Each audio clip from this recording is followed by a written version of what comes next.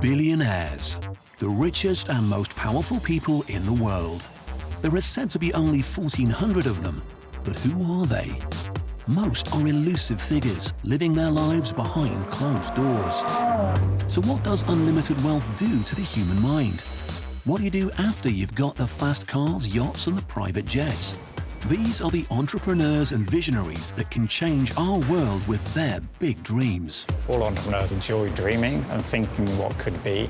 People are shocked, they're afraid of being immortal. Are we still on track to land on the moon by 2015?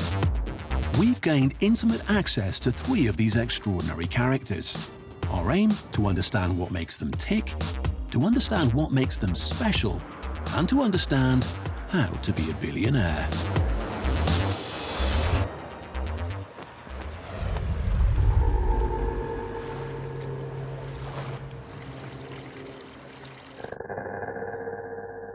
Meet Naveen Jain. Oh, hello, how are you? So, I'm going to show you some of the cool stuff here, stuff from space. I probably have the largest collection of meteorites in private hands, and probably most museums. And this is something that I like to share with everybody, and the reason I'm sharing with you is because I want people who can't afford to have them to be able to see what they are like. I want them to be people to be able to touch them, and people to be able to feel that same thing that I feel having these meteorites in my hand. This is really nice beast from the moon. So imagine you're holding in your hand a piece of moon. I mean, that is just unbelievable.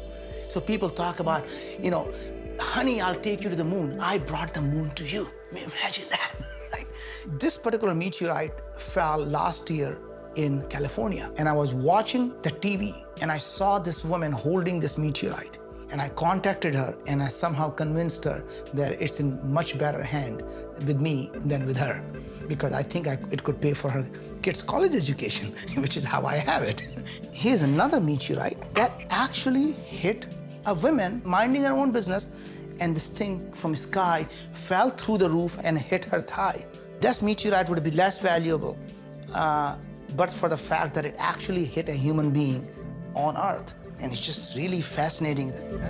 Naveen has a seemingly never-ending collection of rocks from outer space. He said they were worth over $9 million, a drop in the ocean for a man with a personal wealth estimated at $2.2 billion. Look, beautiful, burnt rock. But his fascination with space extends beyond his meteorite collection.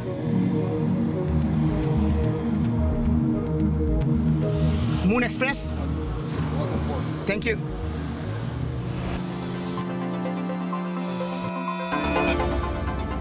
"32-year-old Russian billionaire Dmitry Itskov made his fortune through an online media empire. Now he's the story as he tries to drive forward one of the most audacious ideas imaginable. Thank you for your vision. Thank you so much. I don't think you're crazy. I read the articles. I don't think you're crazy. No, I think you got a vision, right? I think we can help you achieve that vision. All right. Thanks, Dave.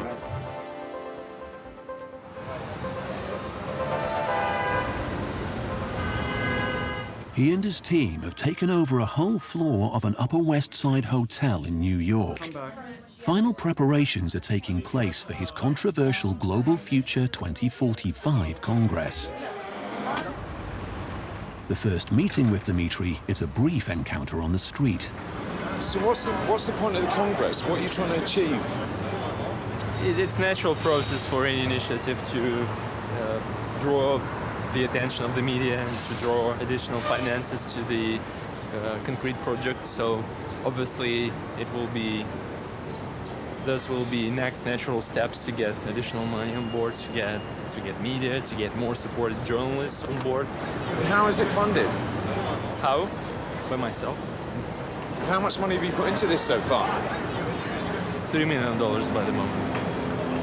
If I want the whole vision to move forward rapidly, I need somebody else, but with my personal resources, it will continue going on. Dmitry is caught up in a whirlwind of TV and press interviews.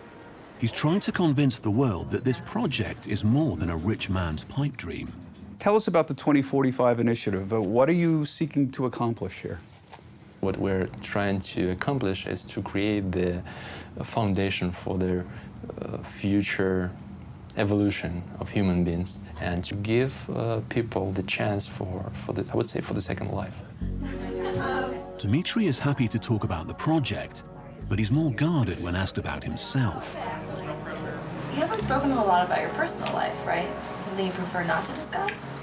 There's just nothing in my personal life. Nothing is going on there.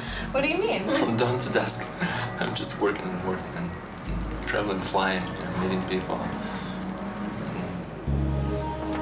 After a day of non-stop interviews and networking, Dmitry finally retires to his modest hotel room. Time to get to grips with his dream. So, Dmitry, where did the idea for the Avatar project come from? The real effect on my personality, which led me to the 2045 initiative, was about my spiritual crisis. When I was just 25, I understood that I just didn't need, that extra luxury that I could have. I just realized that the more I live, the more I just spend my time doing something which won't lead me to the satisfaction in the future. To be immortal, to have the option to live forever, to have the body which is, not limited with all this biology, this is the real freedom. It's interesting, first of all, it's completely scientific. No esoterics, no mystics. It's scientific avatar. But in parallel, the whole motivation is spiritual. Dmitry has a detailed roadmap and even a political party to help drive through his dream. It's a 35-year plan for human evolution that starts with the development of human-like robots or avatars controlled remotely through brain-computer interface. This, he hopes, will develop to another stage with the full brain transplant, and he plans to eventually take us to a stage where uploading the human consciousness will be possible. The ultimate end goal is to exist as immortal holograms. But with science still unable to explain what consciousness actually is, his plan of downloading it to a machine is ambitious to say the least.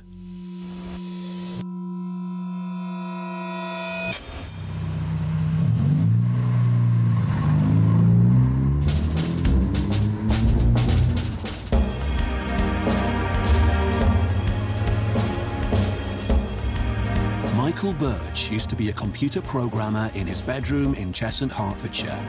Now he's living the dream in San Francisco. It's an unusual circumstance to suddenly make a lot of money. It took me about 3 years to get used to it.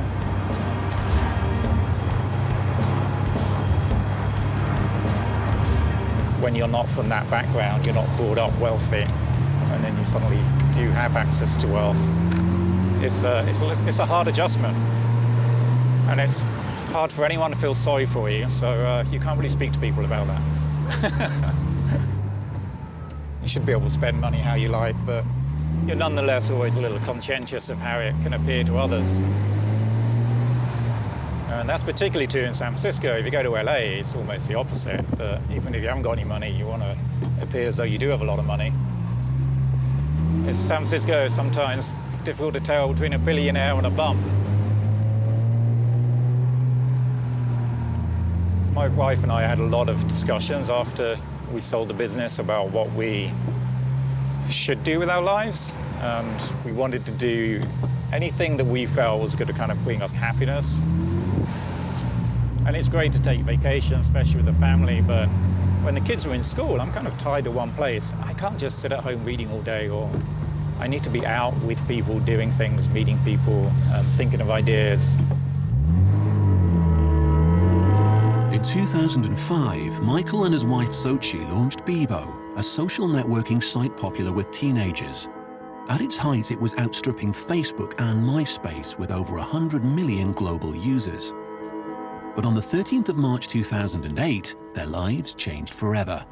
Internet giant AOL bought the site at the peak of the dot-com bubble for a staggering $850 million in cash. Michael, is it okay if Stephen shows the reporter around the battery today? Yeah, I think that's okay. Are you looking Miss Naughty today? Yes. It's hard to feel that you deserve to ever make a huge amount of money in some ways. I mean, I don't think it's entirely, there's always an element of luck, but I think we did work to get it. Yes. But you still feel a certain responsibility as to, like, we don't want to lose it or waste it. We left England 12 years ago now, and the one thing Michael said he missed most were the pubs. So this is what we did. We brought a pub into our home. We use this as kind of an entertaining space for when we have friends over. We sometimes have pickled eggs and yards of ale just to make it feel really English. And then we got Guinness and London Pride on tap, which was the most important element of it. The pub, in a way, is kind of the original social network, so it was, in some ways, a logical follow-on. At least that's what we told ourselves from doing an online social network to doing a real-world one. But we enjoy kind of curating those social interactions, experiences, so the bar is a kind of good way of doing that. The most enjoyable period of the kind of Bebo experiences, if you like, was early on, when it was just a handful of people in an office coding away, building something that was growing quickly. It was really exciting. And then as it got bigger, it just stopped being as much fun. That's a good There we point. go. It's all right, isn't it? There's a future career ahead of me. I know. And then we hit problems where we were no longer growing. We were getting beaten by Facebook. So that was kind of a tough period, I think. And it became evident that it was time to sell. And I wouldn't say that was that enjoyable either. It was not the best year of my life by any means. I mean, Devon being born was an absolute highlight. Outside of that, it was... The money in itself didn't make us happy, and when we sold, we didn't have to work for AOL, so we effectively were unemployed the next day and had this big pile of cash, and that was kind of hard to come to terms with. It's like, then we had to really evaluate and say what we're going to do with our lives at this point. Like, what's the next thing for us?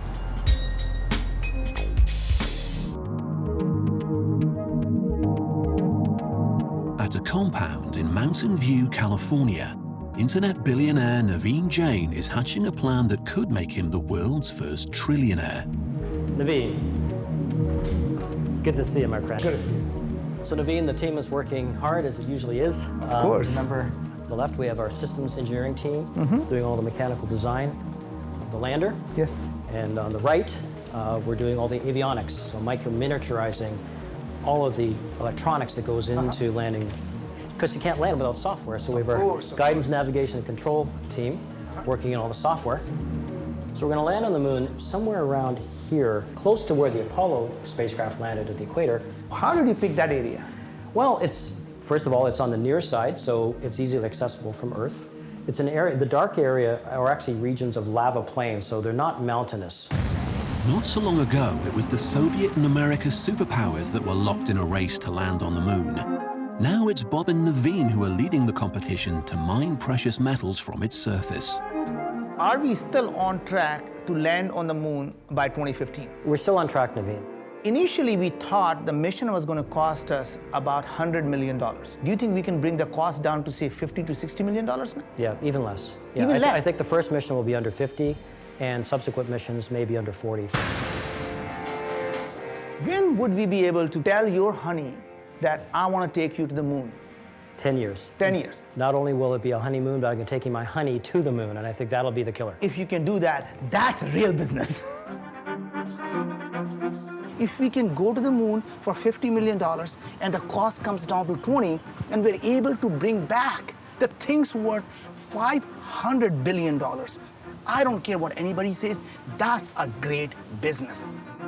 Somebody is going to create a $1 trillion industry in space, and we sure hope it's us. When you tell somebody what you're doing and they don't think it's a crazy idea, then you're thinking too small. So when you walk up to a party and people say, what do you do? Well, I mine the moon. Well, that's crazy. Well, I'm thinking big, right? What do you do? Well, are you writing an app for iPhone? Today is the first day of Dimitri's 2045 Congress. He has handpicked some of the world's most open minds. Neuroscientists, religious leaders, philosophers and futurists, all gathered to hear him initiate a new era for mankind. In this world of the future, there will be no diseases, no death, no hunger, no wars. But, you know, we don't want to look like Borgs from the Star Trek, right? We want this technology, you know, not to spoil our natural biological body. We want the technology to help it to stop suffering, to get rid of death. Thank you. What were you dreaming when you were a child? Actually, I wanted to be an astronaut. Are you inspired at all by the movie Avatar? No. In your opening speech, you said that you had a spiritual experience that put you on this path. What was that? You know, spirituality comes to one's life very gradually, you know, and in most cases it comes from the disappointment of the lifestyle which people live. We don't have to die a physical death. Life everlasting. How realistic 2045 is depends on this fast rate of technological change. And if we continue to accelerate the way we have been, then the answer is it'll probably be pretty close. Anything is feasible. The issue here is it practical. I think that the human ought not to be determined by our genetic makeup. This conference is convened by someone who wants to become an android. Are there parts of what's going on here that you do not endorse? If the ideas are inappropriate or don't see progress, then presumably they will be dropped from the agenda. You sometimes think you have to be a little bit crazy to think of such a big idea. And it's creativity, it's not craziness. It's, you know, kind of internal force that can change the world. You know, that is not craziness. Dmitri's work isn't just theory and debate. He's plowing his millions into making the first stage of the Avatar project a reality. On Russian television in 2012, he revealed the first prototype android, based on himself. Полностью функциональной копии человека, а к середине столетия обещают сделать оцифровку человеческой души, чтобы переселяться в андроида. Unsurprisingly, Dmitri wasn't satisfied. So he's now commissioned David Hansen, a leading creator of lifelike androids, to build him a more realistic head that he can showcase at the end of the Congress. We just need constantly create some evidence that will allow people to start believing that the project is real. But let me have a look at it, how lifelike it is, because I haven't seen it yet. But I think the technology is advanced enough to be sure that it is not the science fiction, it's the reality. It's here, almost here. So let me thank you for those 2 beautiful days which we had. Thank you. The Congress is over, but backstage it's obvious not everything has gone according to plan. And the head that was delivered to Dmitri is not the one he wants to show the world. David, what happened to the head? Oh yeah, it's not finished yet. Sometimes it takes longer to create something that's like truly great. We want to capture the soul of Dmitri. When will it be finished? Ask him, please. Good question. Yeah, really good question. Where is it now? I hope soon. I would say that it doesn't exist yet. I'm just feel sorry for those people who expected it to see, but myself, I'm totally okay. What would be the question you would ask yourself in the year 2045? With the ongoing media circus around him and the obvious disappointment over the head not being ready, it's clear Dmitri is not in the right frame of mind for more questions. His project and objectives are now clear, but the intriguing figure behind it all is still a mystery. How do you become a billionaire? Perhaps some of the answers can be found by watching Naveen go about his strict daily routine. I wake up about 4:30 and 5, and between 5 and 5:15, I am working on email, catching up on news, looking at the blogs, looking at the different opinions. Because people just don't sleep. I mean, they're working 24/7. Somewhere around the world, people are awake and working. So you're always constantly being bombarded with requests, information, or just sometimes news. And so in the morning, I wake up and I, take care of my mind.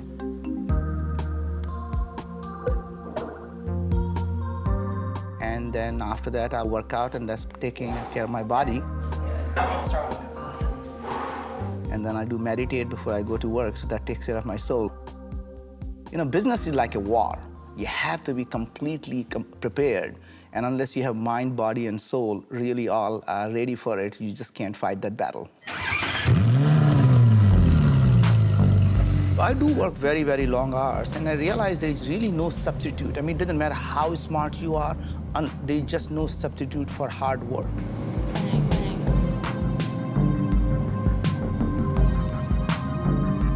If you want to succeed in life, you have to be absolutely at your best. And the only way to be absolutely at the best is to give it 100% of yourself.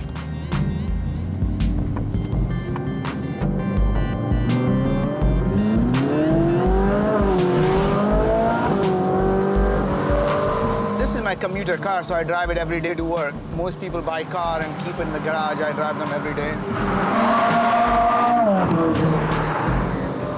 A lot of people assume that entrepreneurs take chances. Is that true? Not true at all. In fact, entrepreneurs actually hate risk. Only play the game that you can win.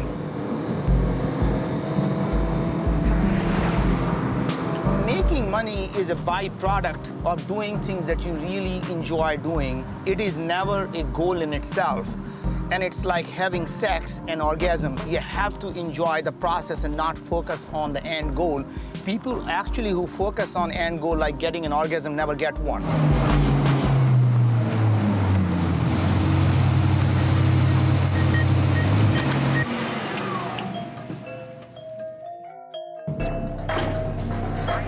Following Naveen around on a typical working day, it's obvious that his big ideas attract other big ideas, and his interests stretch way beyond the information e-commerce world in which he's built his fortune.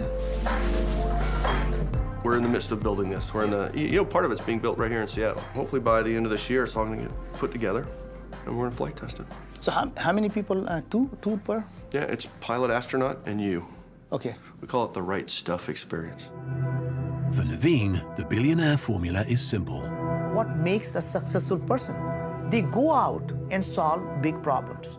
So you know how to make $1 billion? You solve a $10 billion problem. Having already made his billions, he now unashamedly wants to use his business brain to change our world. Let's focus on education, healthcare, energy, shortage of water, shortage of food, and I'm going to tell you how innovation and entrepreneurship can solve each of these problems. Let's look at education. Imagine if you are able to use a $25 tablet and build some type of a game that's more effective than a private tutor, and it's more addictive than the most addictive video game. Think about it, one day a child is going to come to the mother and say, "Mom, can I just play one more hour of math? Because I enjoy it so much."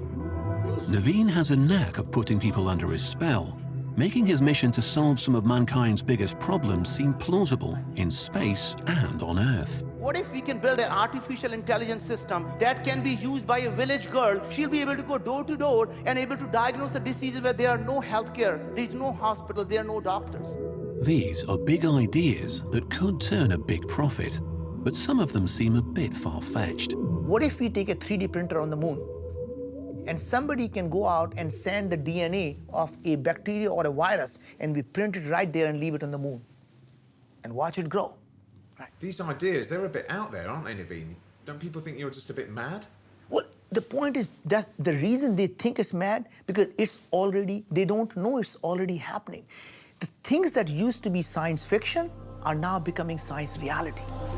Naveen's relentless enthusiasm, obsessive work ethic, and unquestionable self-belief are some of the building blocks of how to be a billionaire. And it turns out these qualities were forged in an intriguing childhood. Michael and Sochi live on Billionaires Row, overlooking San Francisco Bay.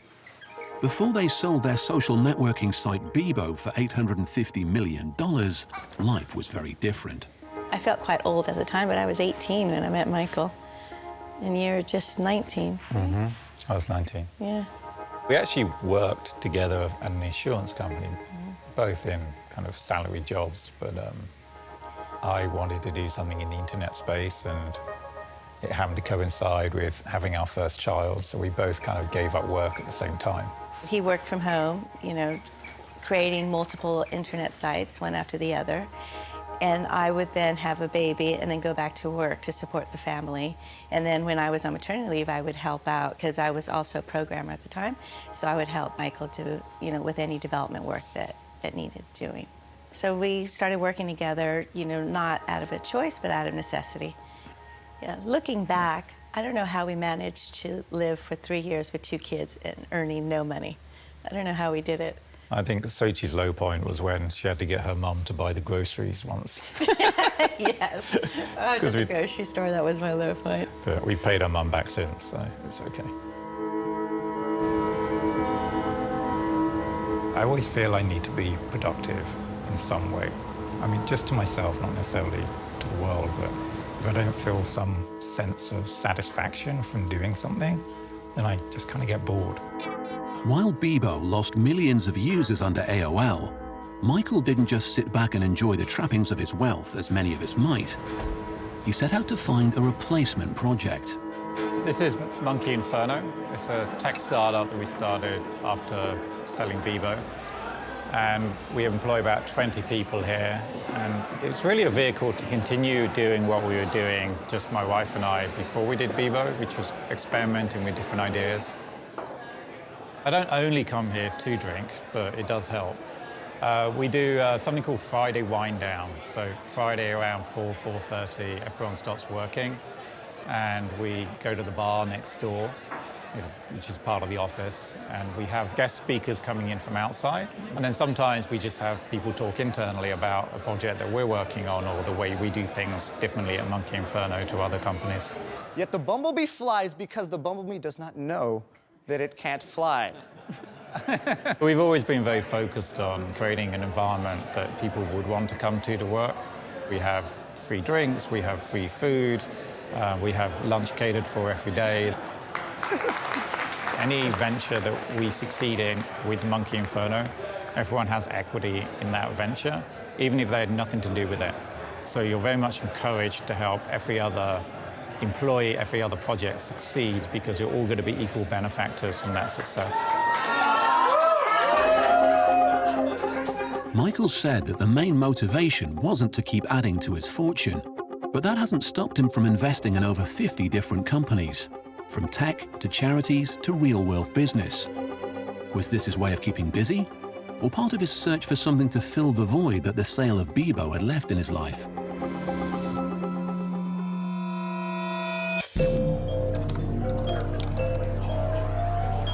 Naveen is a father of 3 who runs 4 companies and has his own space program. How do his children live up to that? My oldest, when he was very young, one day he came to me and said, "You know what, Dad? I'm going to make more money than you ever did." I actually sat him down and I said, "You know, surprising you think of success in that way. Success is not about how much money you're going to have. Success is about how many lives you'll be able to improve. And if you really want to be more successful than I am, go out and improve more people's lives than I'm able to do in my lifetime. And that's what's going to make me proud of you." And he said, "Whatever, Dad." I was 6 years old when Dad started his first company. And at the age of 7, he was taking me on the road with him. And then when I got a little older, like 10, 11, he would start randomly throwing me on stage with him in the middle of a talk and be like, "Hey, like, why don't you come up and give your thoughts?" And you really had no choice but to get up there and say what you thought. So it was a really interesting way to learn by fire, right? When he's 16, he calls me and he said, "Dad, I've been meeting lots of my friends who are at MIT and Harvard and Princeton. What if I brought the great mentors that you had for me, helping these young kids? If I could do that around the world, I'll be able to improve more people's life than you did. Would that make you proud?" And I said, "Yes." And guess what? That's when he started Kairos Society. And today it's world's largest entrepreneurial society. America needs to reinvent our economy. We need to refocus our entire national efforts on young entrepreneurs. How can we be pioneers that move the world forward? Naveen seems to be nurturing his children on a predetermined path to success. His 16-year-old son Neil is the youngest student ever to attend the Singularity University in the Silicon Valley. entrepreneurship. It's just kind of like a way of life, really. You can't turn it off. And his 19-year-old daughter, Priyanka, who is studying at Stanford University in California, is making her mark in the world of social philanthropy. I've spent 18 years of my life taking for granted everything that I have. A great family, parents, mentors, an education, good health. Things that millions and millions of girls around the world live without. My accomplishments in this world will never be measured by what I do. It will be actually measured by what our children are able to do.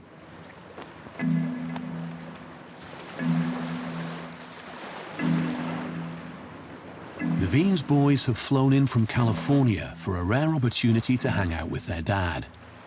Well, there comes my rock star there, and he's on the phone. Being an entrepreneur is just a full-time job, 7 days a week, 24/7. All right, let's go. I love taking a speedboat out on a full throttle. Sometimes you just got to let the stress out.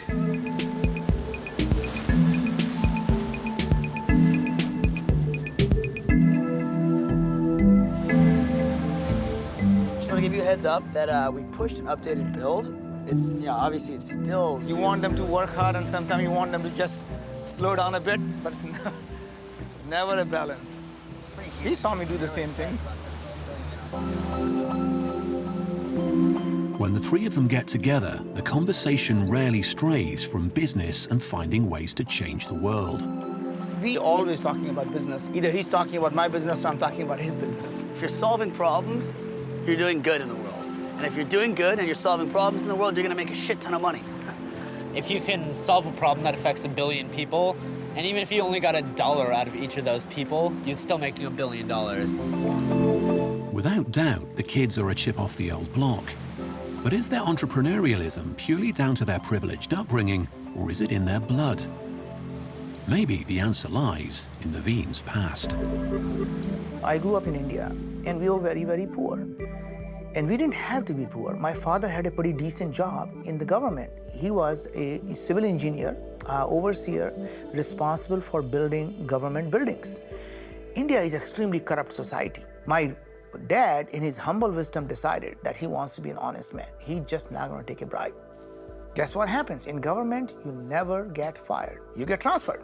Every 6-9 months, that son of a bitch has to go. He's not taking money. Find somebody who takes money. So we go to the most rural areas, and most of our education was done in places where there are no tables, no chairs, no whiteboard. You sat on the floor, you wrote on the floor. And despite all that, my sister went on to do a postdoctorate in applied mathematics. My brother had a PhD in computer science and a PhD in statistics. And I'm the least educated person with a degree in engineering from IIT and MBA. That is the kind of value system that constantly governs my life. Always looking back and saying the humble background that you come from and how much you have achieved.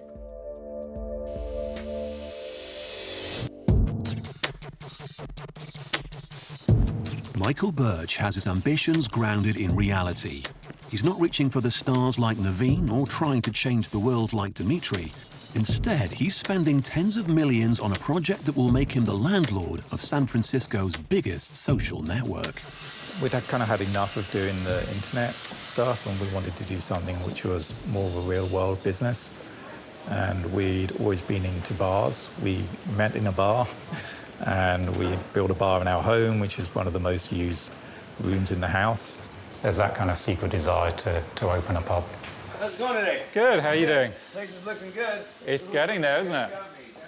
The building is a total of 5 floors.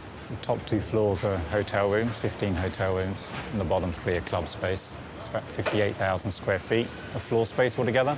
There's a total of 5 bars, a restaurant, a gym, and a spa. It's a pretty sizable project by club standards.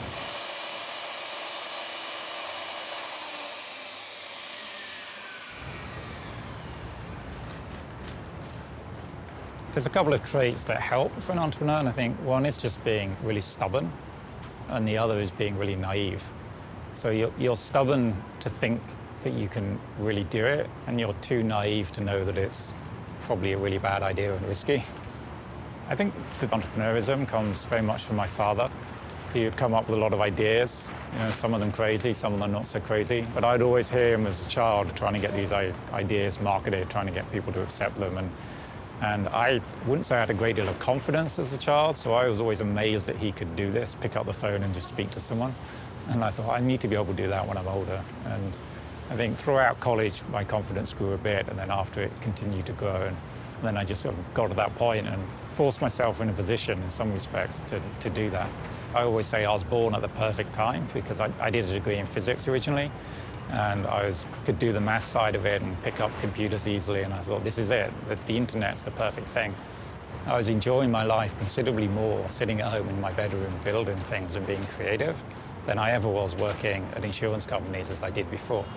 So I thought, it doesn't really matter that I'm not making money at this, I'm having fun doing it, and as long as I can find a way of doing that and survive and bring up the family, then I was all for continuing down that path. Much has changed for Michael on his journey as geek programmer from Hertfordshire to internet billionaire of Silicon Valley. He seems compelled to seek out new ventures, even though his fortune could grant him a life of leisure. Is he looking for something that will give him that sense of satisfaction that he got from Bebo before it became a social media giant? I used to be very laser focused on one thing, and now it's kind of changed because we're doing quite a few different projects. But at the same time, I kind of enjoy every now and then just focusing on something and trying to build that. So I started coding again recently. We were camping in the redwoods in Northern California, and then I spent the whole weekend, much to my wife's annoyance, sitting under these huge 100 feet high redwood trees on a camp chair coding for the whole weekend, which I just found immense fun. Although Michael and Naveen are very different people, they share the same single-minded determination. They never set out to become billionaires. They just never gave up pursuing their dreams. Humility is a sure sign of knowing when somebody has been successful. Because if you still have an iota of arrogance left in you, then you're still trying to prove something to yourself or someone else. That means you're still not successful. I think all entrepreneurs are dreamers, and they enjoy dreaming and thinking what could be. So as soon as you do one thing, you're thinking about, that was great, I enjoyed that journey, and now what's the next thing that I can actually do? So I don't think entrepreneurs generally don't retire. They just move on to different things. 2 months after the first visit, Michael was presented with an opportunity he just couldn't pass up. Hi, I'm Michael Birch. In 2005, my wife and I launched Bebo. On July 1st, we brought Bebo back, and I think we can all agree it's time to wipe the slate clean. Michael ended up buying back the social networking site for $1 million, $849 million less than he sold it for. It's obvious he has an emotional attachment to the company that publicly defined him, but was this just a case of him buying back his baby, or a genuine attempt to build it back up again? The new Bebo will be very different from the old one. Bebo was something I didn't expect to come back into our lives, so when we sold it, I had no intent or wish to ever have control of it or develop it again. And then time passed by and we watched it kind of decline, and we just thought it would be actually fun at this point. The world had moved on a lot, social media had moved on, so the challenge was, can you reinvent a social media site? Can you reinvent a website, in fact? Like most brands, or all brands that you can think of that have died out, have not come back. We knew the opportunity was available. We knew we wouldn't have to pay a great deal of money for it. And it just seemed that if anyone else brought it, they were just going to use it as a kind of mailing list to promote whatever business they're running at the time. And we thought that's kind of a shame for it to end its life in that way. Will it work? Who knows? But one thing's for certain, it'll be fun trying.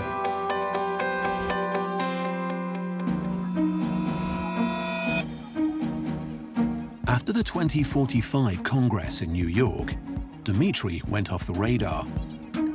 And it took more than 2 months before he agreed to meet again, this time in Dallas. His devotion to the Avatar project is obvious, but is he sacrificing everything for a life of city hopping and lonely hotel rooms? I never feel lonely, never. At home, at hotel, I live alone, but I'm not looking to find anybody to be my company. On the contrary, I like being alone. It's a good time for you to watch your mind, to think about your life, about your progress, to meditate. The hotel room is my refuge. I don't have enough time to have kids. I don't have enough time to have even a wife, you know. It's a pity, maybe, but I have what I have. Before Dmitry dedicated his life to pursuing immortality, he made his billion-dollar fortune in Moscow as a media magnate in web-based news publishing. Of course, there has been a period when money was the motivation. I just realized that I couldn't earn everything, and I decided to stop for some time just to explore different opportunities. Because you can spend all your life doing more and more, and what will you have? I realized that I will come to the dead end, you know. The game will be over. And I tried to look for something, you know, more, for something which probably you cannot describe with words, but you can feel. And obviously, to do that, you have to try to live without, you know, family, without your hobby, without your favorite business. It just, this is, I think, the beginning of your natural way of finding who you are.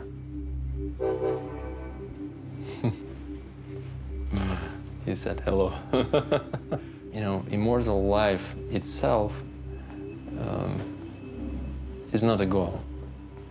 To have the opportunity to live longer and to explore more in this external world and in the internal world is the goal. Once you separate yourself from the body, from the physical body, which you always consider to be the essential part of yourself, once you do that,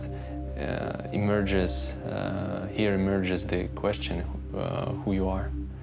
And that has been the most important question in my life. Dmitry is in Dallas to spend a few days with robotic designer David Hansen in a renewed attempt to create an avatar head he'll be proud to show the world. I mean, it's a bit weird, is it, looking at yourself after all this time? No. No? It's not. This is the first time that I've done live drawing of my subject for my robot. Generally, I've done the robot portraits of people who are passed away, like Albert Einstein and Philip K. Dick.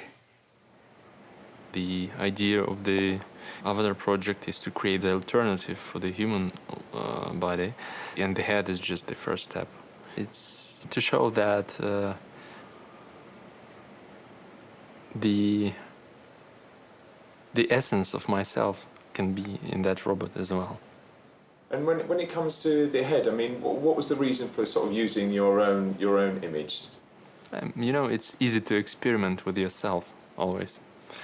So obviously I have to be everywhere to represent the idea of the avatar and the idea of future human evolution. So I think it's more pictures to have someone with you, which is like you, completely like you. Dmitry's ultimate goal is to live life as a hologram. But until then, he has a much more practical application for the current technology he revealed is out there. Look. If we take something like this for the disabled patients, imagine the quadriplegic person controlling the human-like robot. I think this will add some sense to the idea of migrating to different bodies in the future.